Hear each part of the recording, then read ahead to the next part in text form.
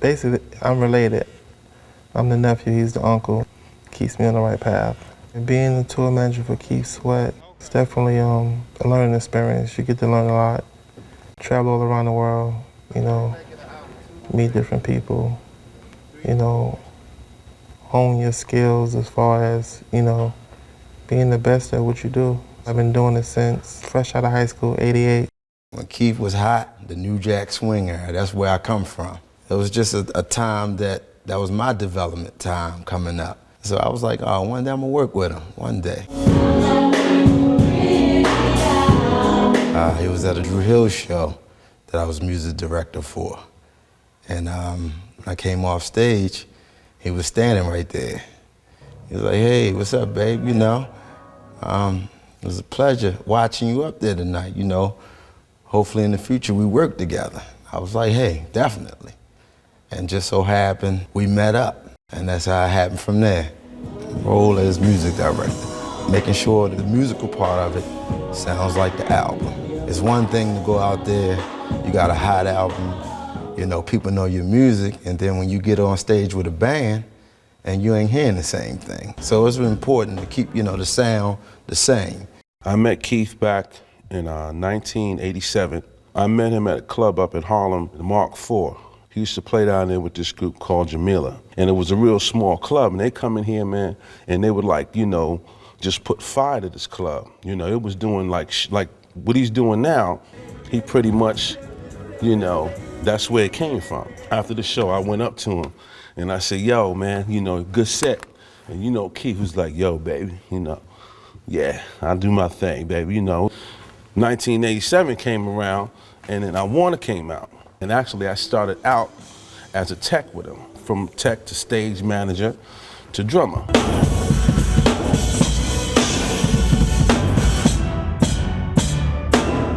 So I pretty much been down with him for a minute, man. As a producer, I'm just enjoying life right about now. So I'm jamming with you for a minute, and then when you start taking off with the "Don't let it be a dream, man," I'm back over here with you. We used to compete against each other. You and Keith? I was in another band called Total Climax, and he was with Jamila, and we won. So Keith was always like, yo, that little kid is nice, blah, blah, blah. He didn't know he lived 3 blocks away from me. He said, yo, man, you need to give me some of the beats you got. I'll write to it. I remember me and Ted shooting dice. We hit these kids up for a bunch of money while we were shooting dice. We used to just gamble every day. And one time we gambled, and we took everybody's money. After we won the money, me and Ted said, yo, let's go do this record. So we ended up writing, just got paid Friday night. Ted's still doing what he do, I still do what I do. And as you see the Sweat Hotel, we just brought it all back together. I actually been knowing Keith for over 8 years because I was presently working with New Edition. And we've been touring with Keith since back in the day. Keith was familiar with me from working with them. Once my time with New Edition passed on because I wanted to further myself in the game, actually Randy called me and said there was a situation where Keith wanted to talk to me about coming on the road with him and doing some sequencing and programming. And that consists of dealing with all the instruments that the band does not play. I actually have to program those into a computer, and the band pretty much follows along with that sequencer. My title is a keyboardist. I play keyboards.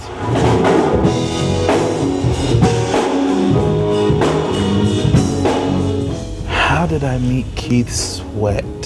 I was in a music store one day, and while in the music store, I was playing keys and I was helping this young man learn how to do something on the Yamaha. The kid looked up behind me, he was like, you know, how you doing, Mr. Sweat? So all I could do was look behind me quickly, and I had a glimpse of his watch. Only for you to have a watch like that, you got to be breaded up. I turned around and I was starstruck. I was like, hey, did you know you're Keith Sweat? He said, keep playing. And he sat there for like 10 or 15 minutes and just kept listening to me play. And he said, give me your number, because I might want to bring you on the road with me. I was like, sure. You know what I'm saying? It's like, yeah. 2 months later, he calls me. The rest of it's history. I met Keith Sweat about 11 years ago. He had a club called The Industry, and I've been here ever since.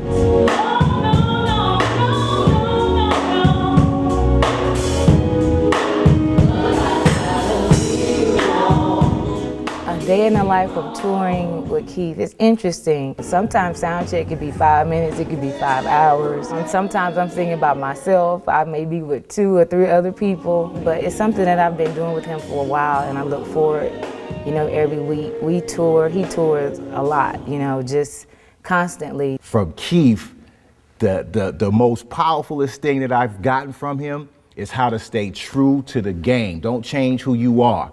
You know, don't change what you truly are, man. Keep them seeing that. You know, keep yourself business minded. Be humble, but just keep your eyes on the game. That's what he showed me. Several things I asked before I started working with him. I said, you know, I call him Doc. I said, I want to learn everything that you know. I want to take the good and the bad, and I want to process it, and I want to learn it. Oh, I learned a lot of things from Keith. He actually gave me my first opportunity to sing lead. And it was really amazing because the times we rehearsed, I only did it from the background. And I remember the first day of the show, it was in this big arena with New Edition and Blackstreet. And he was like, Michi, you know you're gonna have to come from the mic. And I was like, oh my goodness, they're gonna throw tomatoes at me. No one knew me from a can of paint. What he's shown me in this business, that is definitely consistency, hard work, pays off. You put in 100%, you're definitely gonna get 100%. I got to travel all around the world. I got to see people, you know, meet different groups, different artists. Well, this is like the learning ground for me. So I came up, you know, watching all the people that I admired and listened to coming up as a musician. And now you know, we're playing, I'm in the same dressing room with them, you know, so it was pretty cool. Memorable moment with Keith to me would be, we was out here in Atlanta in Tree Sound Studios. What's up? Sweat Man in the house, baby. That was the first time I had the opportunity to be in the studio with him to see how he puts together his music, and I seen right then and there, that's why he is who he is. I had that opportunity to see that man write hits. Memorable moment right there, because that's business, and that's what I'm on. Keith Sweat is a songwriter. Speak for itself. Been around 20-something years. What more can I say? He's still here. Sometimes I hear a record, a song on the radio, and I'm like, that song sounds real familiar, but it would have been a song that I've written, and that's a blessing to me. That's definitely a blessing to me. When you hear his albums or his songs, out of 10 songs or 11 songs, you're gonna be able to relate to something that he's talked about on record. You're definitely gonna get something out of it. It's like, you know, food for thought. He has real music, things that you can relate to, younger, older people. A lot of times we're in the airport or in the mall and 10-year-olds and 9-year-olds come up and they know who he is. And it's amazing because when he first started, they were not born. But his music is real, it has substance to it, and it's something that everyone can relate to. He's a good songwriter. I mean, look what he came out with. I Wanna, Don't Stop Your Love. First of all, you gotta have a love for this. You just can't, you know, the reason why these artists write these hits is because they love what they do. Keith says something a lot. He says, well, what do people make love to nowadays? What we have on the radio now isn't real R&B. You can't make love to that stuff, you know, so I think mostly what he kind of brought up in me was the true essence of love music, making people feel sexy, you know, making people know melodies that make you say, let me call somebody. I think the reason why people still listen to him and he has longevity is because he basically, you know, speaks from the heart. And he talks about everyday things that go on, the ups and downs of relationships. He stays in his lane. He's not trying to do what the next person's trying to do. He does him. People are still listening to Keith because his music is true R&B. Everybody still loves that sound. You know, it takes them back. Love songs. Everybody during that time, even now, is inspiring to be in love. I think people still listen to Keith because people are still making love. Him and Teddy Riley, they pretty much switched the whole game. you know, to come out and actually change music and then have everybody in the music business copy your style of music. To more emphasize on Teddy Riley and Keith, when those two came together and came out with that Make It Last album, it totally set the precedence for what was to come for the next 12 or 13 years in the industry. His work speaks for itself, you know, from back in the, early 80s, and you still around making hits, and people are still coming to you to write for them, whether you like it or not. You dope, son. He's very talented, and I think it's the second life for him. He's coming back around, you know. Well, he's been around for so long, and he has stability in what he's been doing, as well as longevity. There's a lot of young singers that's coming out now. You know, when they see him, they say, "Oh man, they go Keith Sweat." You know, they always giving him respect because he pretty much put that thing together for our era. Because other people did it before him, you know what I'm saying? And that was his time. One of the most memorable moments, or should I say scary moments, was a month ago. We were on this little plane. We went to South America. We was flying to Suriname. We got there, something happened. Pretty much we had to stay in the airport and wait for another plane to come. They're sending a jet for us, a private jet. So this little plane comes, like this, you know, just like a one-engine plane. And a little small plane. A little propeller plane, it was like big as your car. They took our luggage and had to put it in the front to like distribute the weight. So we got on the plane, man. We had been up in the air for like an hour, and all of a sudden the plane it was like somebody was shaking it. I turned around and everybody had their eyes closed, like, you know, like they would sleep, but inside I knew everybody was shaking. And we were scared. Everyone over the plane was praying, and that was really crazy. It changed our whole attitudes for the whole day. Everybody was being nice. We landed in the airport, but the airport was like somebody's barn. I mean, the biggest to the smallest, we were scared. The next thing you know, the plane comes down. We start seeing chickens in people's houses, and we land in this person's backyard, man. So that's pretty much like one of the scariest moments, you know, that I've had with him. Just traveling was, you know, going to these different places was really cool. The Sweat Hotel was a genius idea Keith had. I remember one day we were riding in the car and he thought, I'm gonna name my album Sweat Hotel. We had a talk with Keith, you know, my partner, producer, Amy Bolton Curley was the one that suggested to Keith, hey, why don't we take your Sweat Hotel new CD idea and let's do a DVD. You've never done a DVD before.